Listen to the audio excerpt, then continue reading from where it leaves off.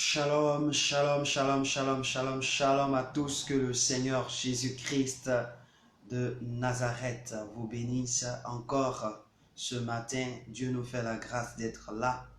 Je prie que le Seigneur, mon Dieu, soit en grâce avec vous. Oui, ce matin, nous sommes à notre édition spéciale par rapport à la situation et nous voulons vraiment saluer la mémoire de tous nos frères qui sont tombés sous coronavirus. Que le Seigneur soutienne vos familles ce matin. Mais avant toute chose, nous allons ensemble écouter ce cantique, adorer le Seigneur pour ces 15 minutes, plutôt pas 15 minutes, mais ces 15 à 20 minutes que nous allons passer ensemble pour cette édition spéciale. Que le Seigneur vous bénisse.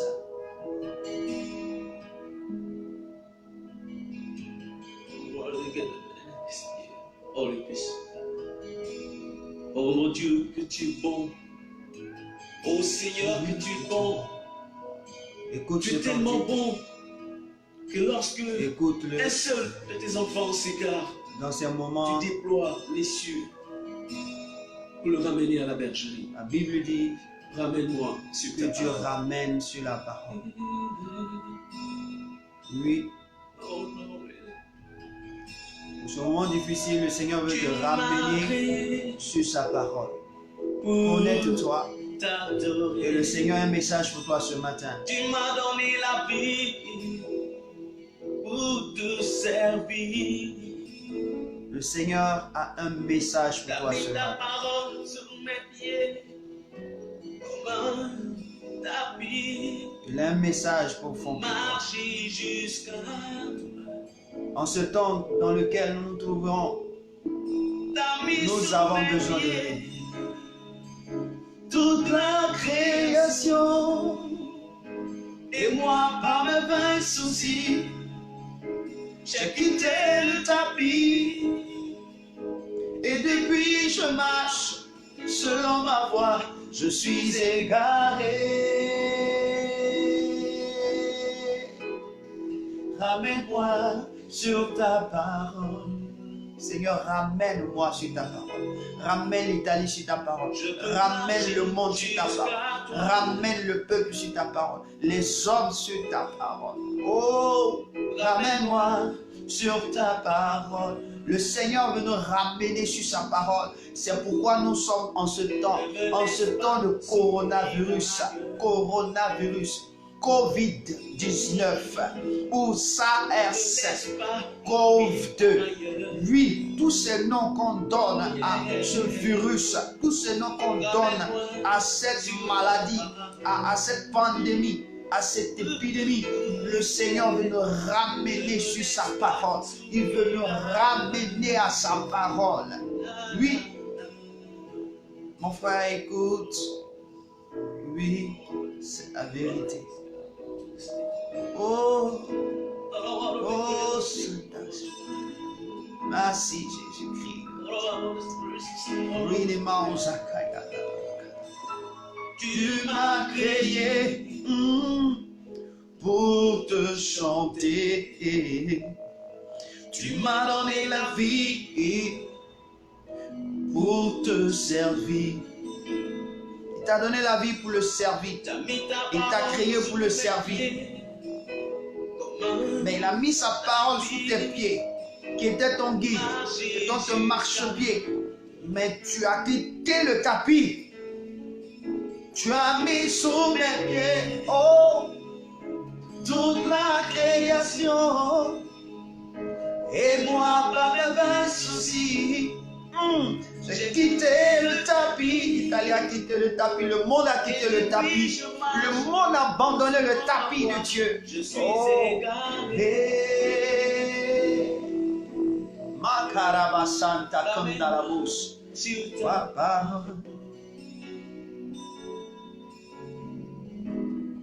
Je veux marcher jusqu'à toi.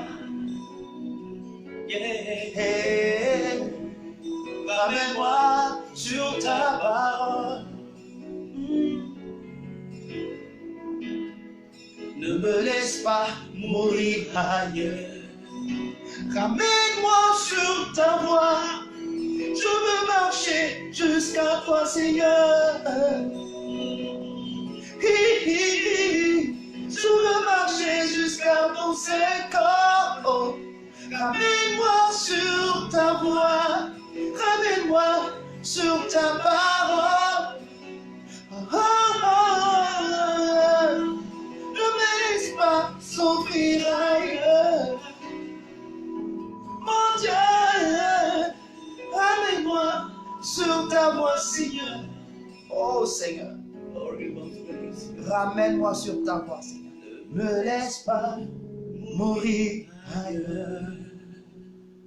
Oui, ne me laisse pas mourir ailleurs. Ramène-moi. Ramène-moi sur ta parole. Alléluia. Et voici le chant, ce que ça veut dire. Le chant nous dit de nous ramener sur la parole de Dieu. Et je veux encore saluer cette flamme. Je veux saluer les frères, je veux saluer les sœurs. Parce que le Seigneur, en ce moment difficile, veut nous ramener sur sa parole. Alléluia. Ce matin, j'ai une parole pour toi. J'ai une parole pour l'Italie. J'ai une parole pour la nation. J'ai une parole pour le monde.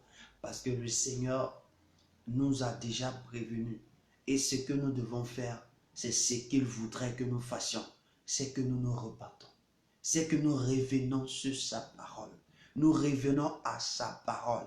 Quand nous serons accrochés à sa parole, nous verrons la réalité. Nous comprendrons pourquoi les choses arrivent. Que le Seigneur vous bénisse. Je vais partager deux petits versets avec vous.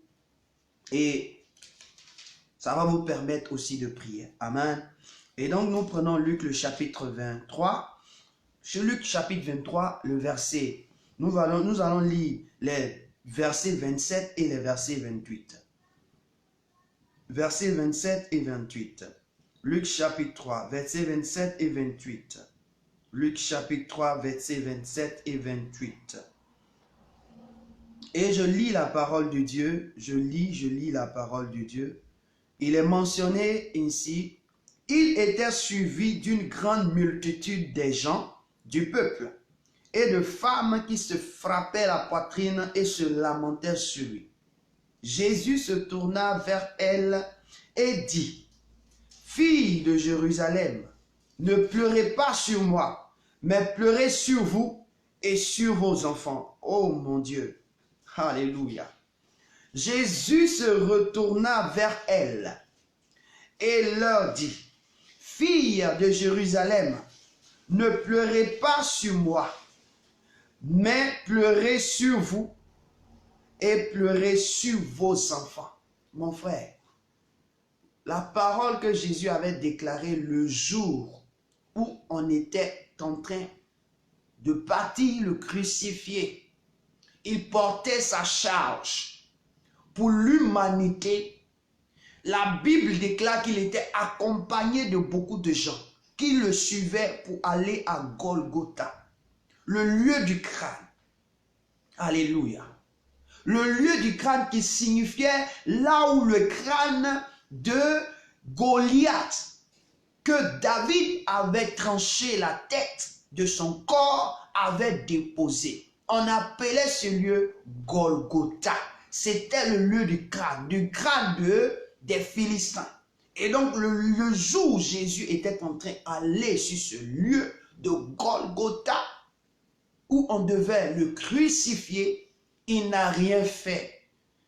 Il n'a rien fait. On devait le tuer cadeau. Mon ami, la Bible dit qu'en allant sur le chemin, des grandes foules et des femmes ont commencé à se frapper la poitrine parce que ça faisait mal, ça leur faisait très très mal de voir quelqu'un, un innocent, partir d'une manière misérable, d'une manière douloureuse à la mort. Et Jésus se tourna et les regarda. Et il dit à ces femmes-là, ne pleurez pas sur moi. Inquiétez-vous plus de vous-même et de vos enfants. Le Seigneur a prophétisé. Écoute-moi bien. Le Seigneur a prophétisé. Et lorsque tu descends au verset 31, il dit, car si l'on fait ces choses au bois vert, qu'arrivera-t-il au bois sec? C'est ce jour-là Jésus a parlé. C'est ce jour-là Jésus a dit cette parole. Pourquoi? Sur le chemin de Golgotha. Aujourd'hui, est-ce que ce n'est pas cette parole-là qui est en train de s'accomplir sur nous à partir de coronavirus?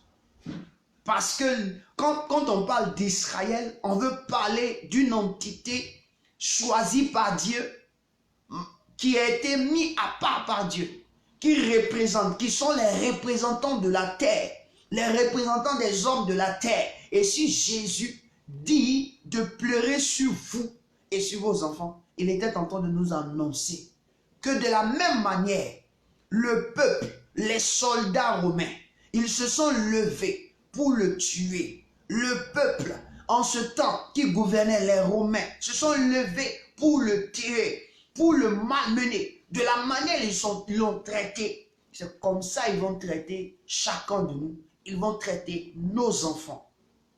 Et aujourd'hui, cette même armée a gardé son état spirituel.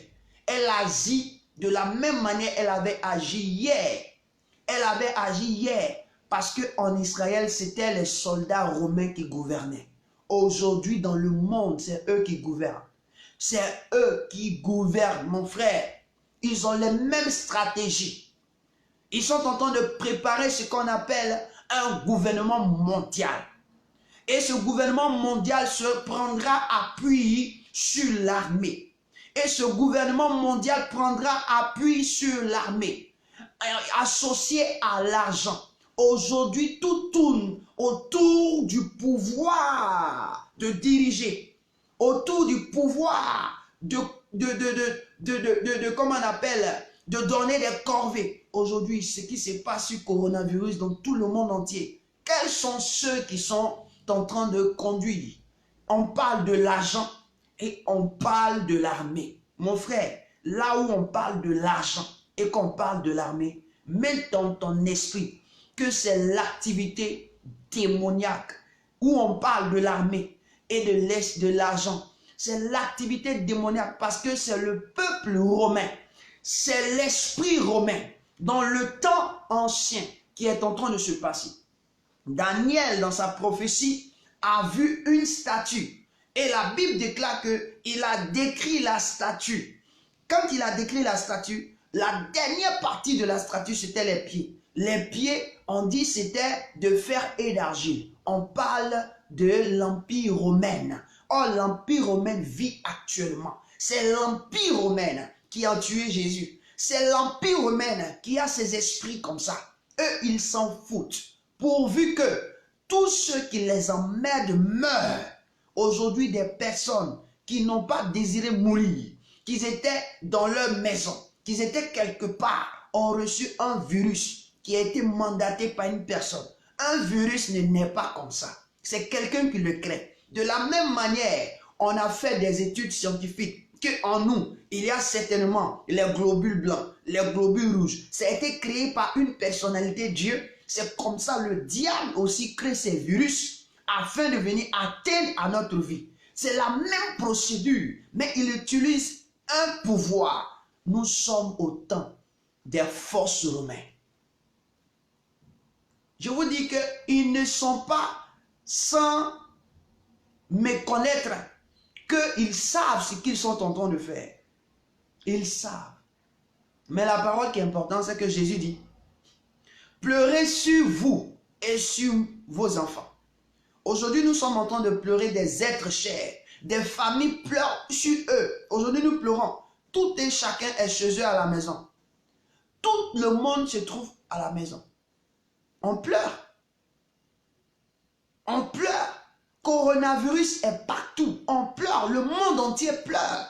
Les enfants, on pleure sur nos parents. On pleure sur nos enfants. Il y a des hommes qui meurent, qui tombent ici comme des feuilles. des feuilles sèches. Jésus avait déjà dit cela, que ce peuple-là va vous tuer. Ces forces vont vous tuer. C'est eux qui sont à la base. Ils sont en train de préparer l'arrivée de leur Père. Parce que la Bible dit, la nuit où on a pris Jésus, le diable a dit à Jésus, ah, c'est mon temps. Je vais te montrer qui je suis. Je vais te montrer qui je suis. On dit, il n'a pas raté. Le diable a parlé à Jésus. Le diable est en train de se manifester. Mais ce qui me plaît, c'est que ce que le diable est en train de faire, Jésus l'avait déjà dit que ça va se passer ainsi. Dieu l'avait déjà révélé, ça va se passer ainsi. Qu'est-ce que je voulais que tu comprennes? Je voulais que tu comprennes que nous sommes dans des moments difficiles. Les temps difficiles dans le monde ont commencé. Quand tu regardes dans la Bible, il y a eu une famine. Cette famine a conduit les gens en Égypte. Si les gens sont en train de dire que le coronavirus va les conduire en Afrique, c'est parce qu'ils savent que l'Afrique est un refuge. Ils savent que l'Afrique est le lieu où ils peuvent garder leur vie. Mais pour qu'ils gardent leur vie, il faut qu'ils ne pas corrompre ce lieu. Parce qu'ils savent que eux, ils ont certaines grâces. Mon frère, donc si demain, quand on dit l'Afrique a eu, mon ami, si toi tu te trouves en Afrique, que tu ne commences pas à pleurer sur toi-même, qu'est-ce qu'il voulait dire par pleurer? Il dit commence à te repentir. Pleurer veut dire de se repentir et de se repentir pour nos enfants. Pourquoi? Parce que là on dira heureuse la stérile qui n'a pas enfanté. Heureuse la stérile qui n'a pas enfanté. Pourquoi? Parce que ceux qui ont enfanté vont voir des douleurs. Alors ils comprendront combien de fois il y a souffrance quand on a des enfants dans des situations difficiles. On a des parents dans des situations difficiles. Quand vous lisez ce passage, vous lisez, vous allez comprendre. Le Seigneur était en train de prophétiser lorsqu'il partait à la croix. On partait le crucifier. Mon frère, ma soeur, servante, serviteur de Dieu, nous sommes dans des temps très fâcheux. Les gens pensent, ils fuient d'un pays à un autre pays avec leur argent. Mon ami, ça peut t'atteindre là où tu te trouves. Ce n'est pas de fuir, c'est d'être conscient que ce qu'ils ont fait à Jésus, ils te le feront. Mais Jésus, la Bible dit, ce qui me plaît, Jésus est ressuscité le 3e jour. C'est-à-dire Jésus est revenu à la vie. Mais si toi tu meurs, où tu vas partir, c'est l'essentiel. Parce que Jésus dit pleurer sur vous et vos enfants. Donc c'est pour dire que quoi? Il faut ranger notre vie. C'est un moment, j'ai dit bien édition spéciale. Nous tenons de ranger notre vie. Cherche à ranger ta vie. Cherche à parler à tes enfants. Cherche à parler à ton parent. Cherche à dire à ceux à qui tu dois parler. Mon ami, on est dans des temps fâchés. Si tu meurs aujourd'hui sans connaître Dieu, sans connaître Jésus, tu vas directement à l'enfer.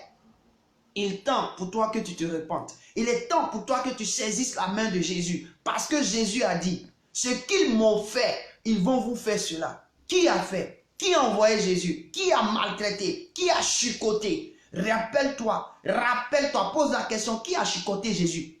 Qui a blessé Jésus? Qui lui a porté une couronne? Qui l'a déshabillé? Quels sont ceux qui ont partagé ses habits? Mon ami, c'est ça ils sont en train de vouloir faire. Jésus était un homme riche. Parce que sa tunique était d'une gloire exceptionnelle. Jusqu'à les soldats, ils ont partagé sa richesse. Mon ami, s'ils arrivent en Afrique, c'est encore nos richesses, ils vont partir partager. Parce qu'ils savent que ce virus-là, ça sera un peu difficile. On peut le stopper. Mais simplement, si on se repent, le Seigneur va nous donner comment le stopper en Afrique.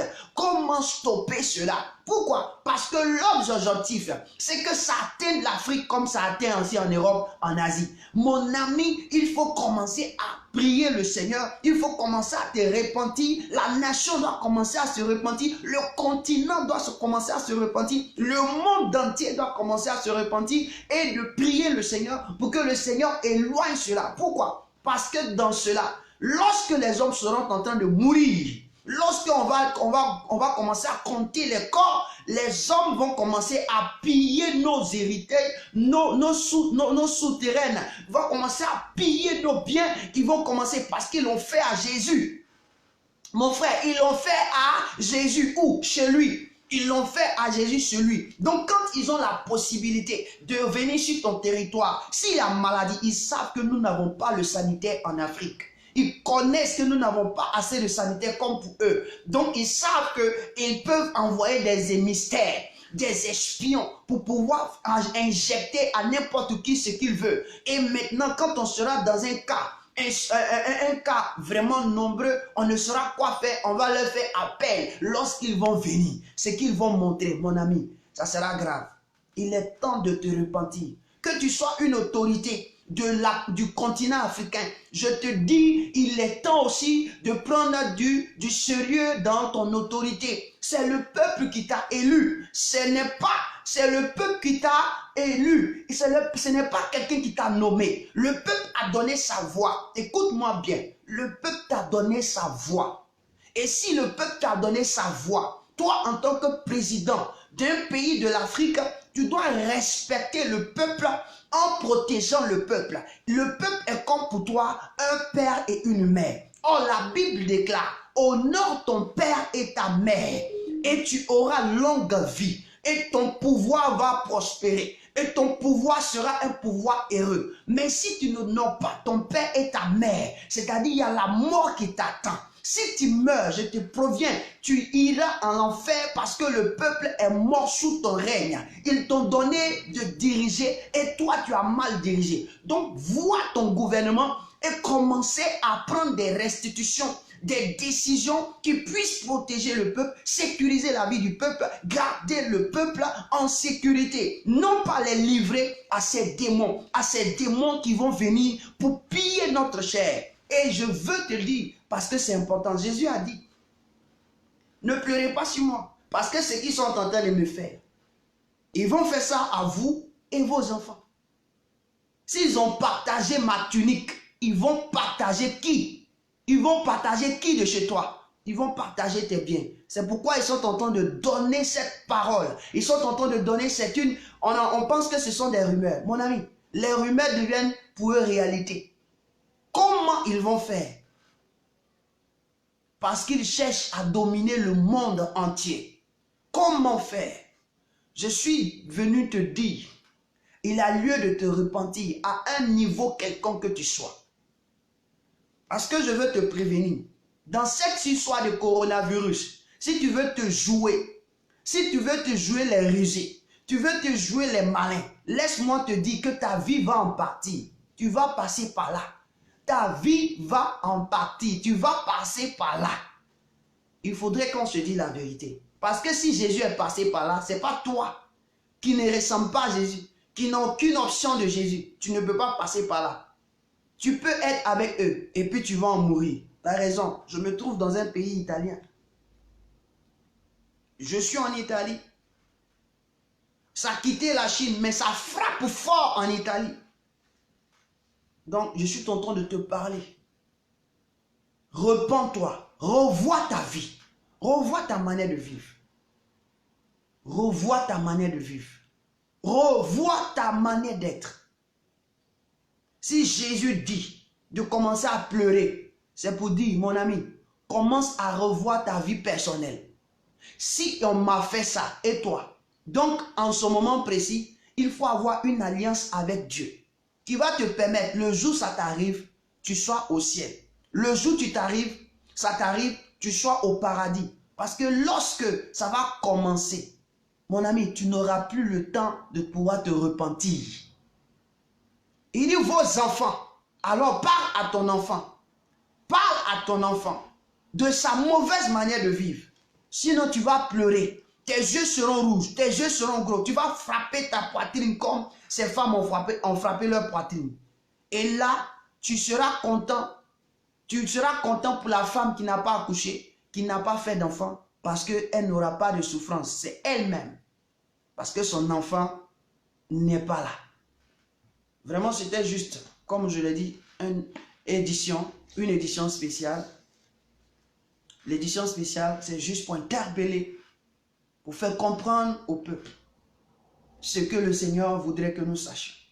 Sachez que ça soit coronavirus, que ça soit Covid-19, que ça soit SARS-CoV-2, tous ces noms qu'on donne à ce virus qui est en train de faire ravage, quand vous faisiez le nombre de chaque nom, vous allez trouver 666. Vous comprenez? C'est le chiffre 66. Le porteur de 66 est un 6. Donc, c'est le chiffre 666. C'est une marque.